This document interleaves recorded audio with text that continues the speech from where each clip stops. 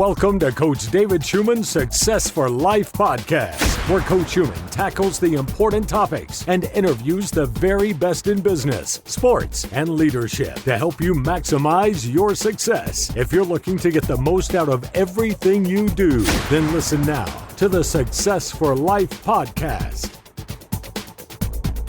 Doing it. The key to anything that you try to accomplish is to physically and actively do what you want to happen. The art of doing things and making things happen versus talking about them or wishing for them or hoping for them. The art and the act of doing is the single most important thing for taking people down a path of success. In order to do, you have to have certain things in place. Number one, you have to have the correct mindset to be able to take you in a direction that you're physically going to act on what has to get done. And you're physically going to do the things that have to get done. The garbage in the morning doesn't come out by itself. Someone has to do it. They have to take the garbage out, the garbage can to the curb.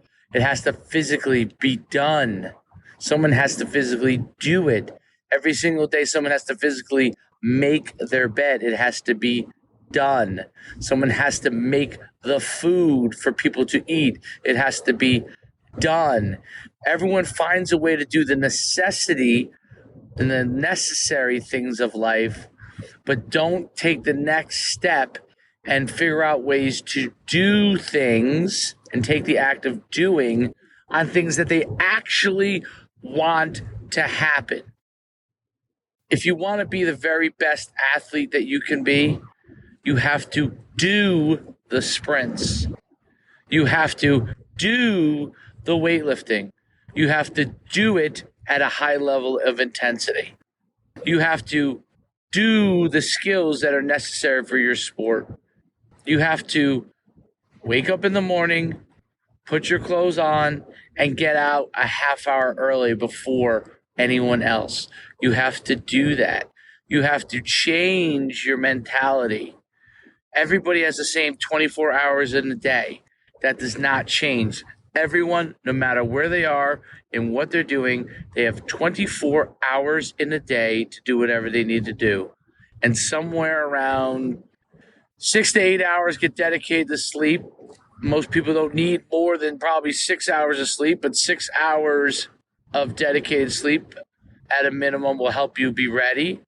I sleep 5 hours myself most times and take like a 45-minute to an hour nap. And I found that helps me throughout my day to be able to accomplish more things. But it allows me to wake up earlier, get more things done, and to do it, to actually go and do what has to be done. I remember when I was in high school and I was walking with another athlete to school. I can't remember where it was, but I think it was school. And we were talking about, what I wanted to accomplish, and he was talking about what he hoped to accomplish. And I was 2 years younger than him. And it was very interesting to me because my mindset was that I was going to get a scholarship for football. I was going to be able to go and play. Like, I'd never changed. Like, from the time I was a little kid, I was preparing myself mentally to be an NFL player. There was nothing that was going to stop that from happening.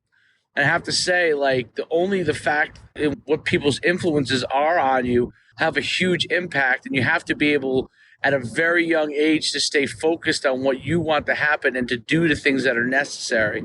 But I remember in this conversation, I said, I want to be a Division I athlete. And he turned and said, you need to be an all-county player in order to be a Division I athlete. And there's very few all-county players from our high school.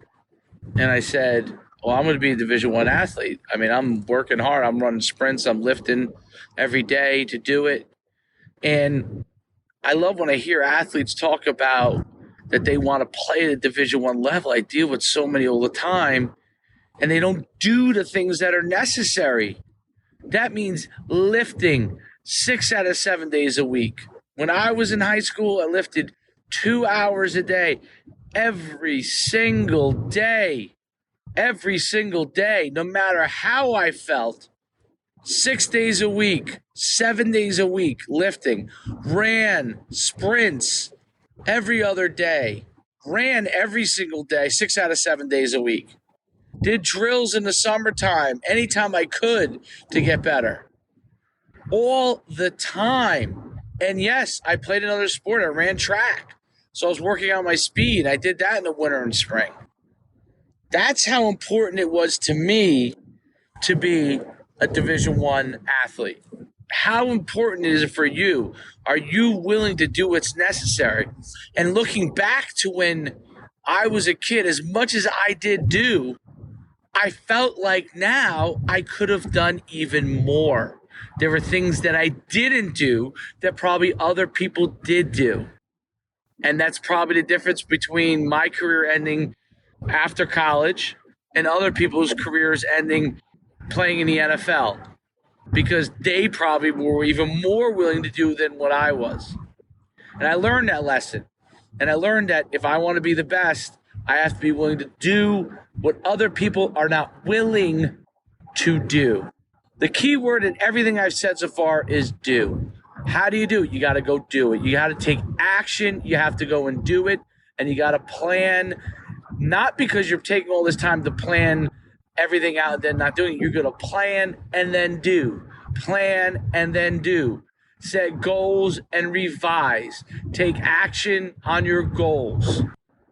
There's no more important thing than doing the things that you want to happen.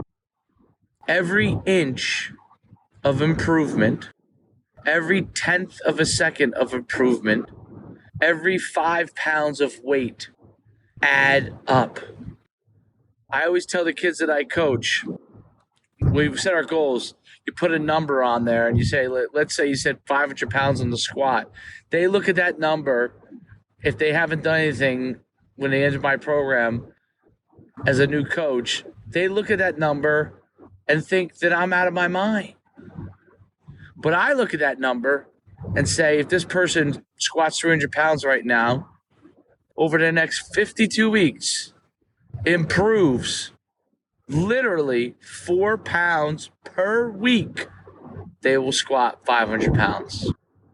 Can you improve 4 pounds per week? Absolutely.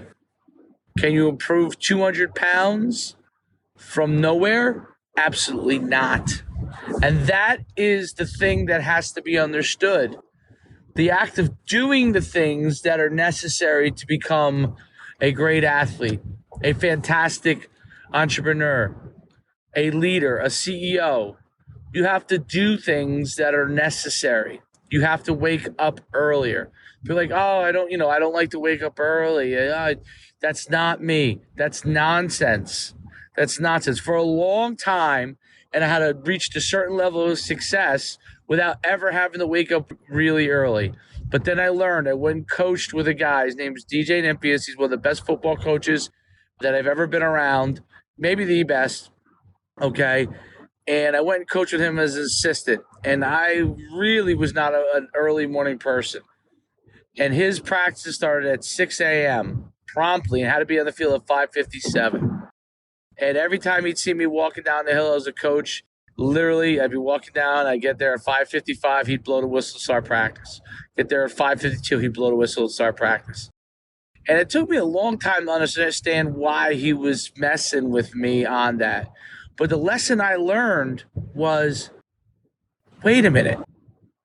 I have to be committed to being successful. My whole goal was to get there so I could do what I had to do from a coaching standpoint. It wasn't to get there early and to be focused. I always thought of myself as someone that's talented and could show up and do what they need to do coaching-wise, because I have a certain level of talent there, a very high level of talent in coaching. And I've always been able to rely on my ability to feel people out and understand how they think and be able to get the most out of them. But I learned commitment there.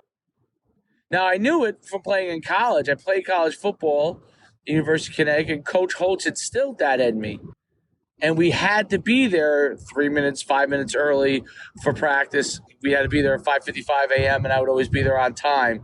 But as a coach and as a leader, I looked at that part of my life and said, thank goodness I don't have to do that anymore.